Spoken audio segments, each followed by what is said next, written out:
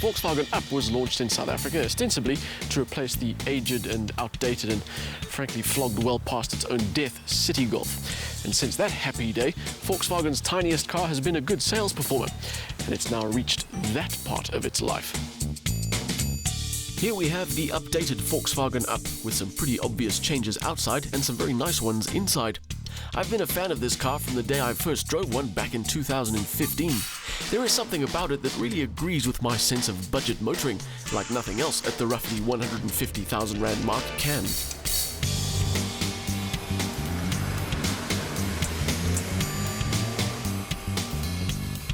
It's definitely not the looks. I mean, it's not bad looking, and it has its own style, I guess, but by comparison to something like a Toyota Aygo or a Kia Picanto, it is a little bit plain. The refreshed Up gets a new front end, including a new bonnet and some changes at the rear as well.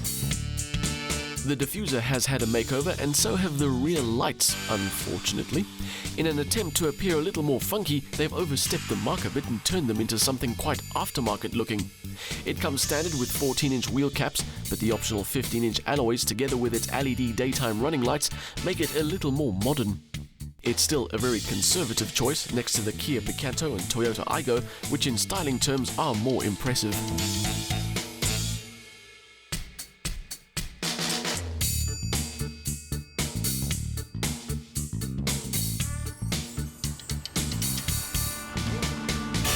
Things are a little bit more evenly matched in the drive though. They all make do with a 1-litre motor. Although with 55 kilowatts, the Up has slightly more than the rest.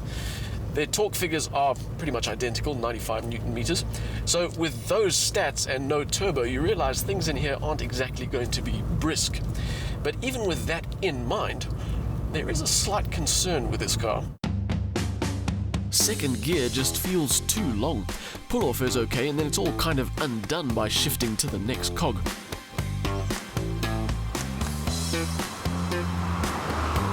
It's by no means a reason to avoid the Up, but it does mean that you need to concentrate on your gearing if you want to keep up, especially on the highway.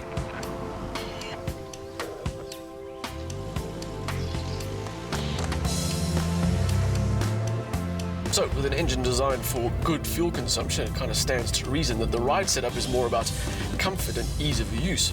And the Up has got that spot on. It's got a decent turning circle, good suspension setup, although it really doesn't like speed bumps. Cross them at anything resembling speed, and the front end dives into the tarmac before rebounding with equal enthusiasm. It's not a pleasant experience.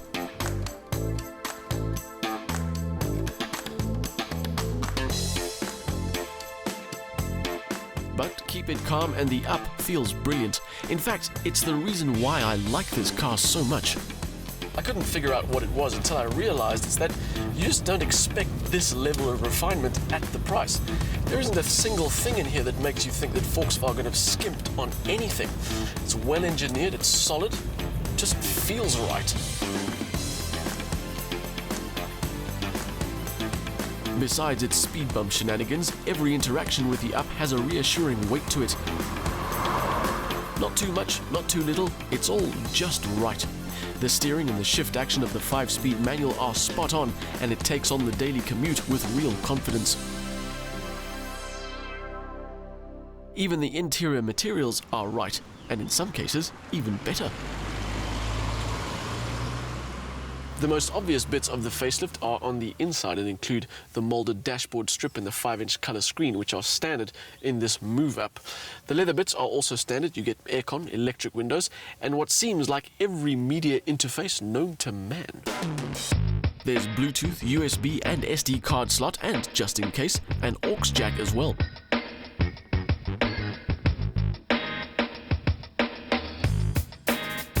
The finish in the Up is second to none. Good plastics, all solidly bolted together.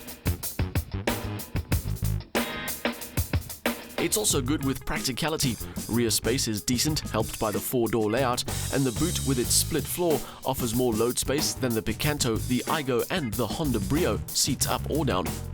There is, curiously, no trip computer, although at this end of the market by default there are some compromises. In the case of the Up, it's gearing that can sometimes feel a little bit too long and styling that isn't the most adventurous.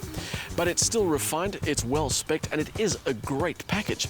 And the proof of that is that despite the fact that it is the most expensive car in its class, a class where price is a very real consideration, it still manages to outsell the rest.